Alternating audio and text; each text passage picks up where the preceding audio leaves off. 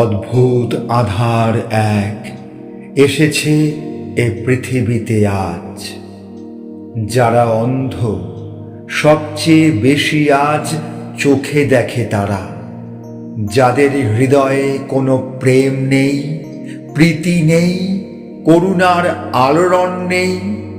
পৃথিবী অচল আজ তাদের সুপরামর্শ ছাড়া।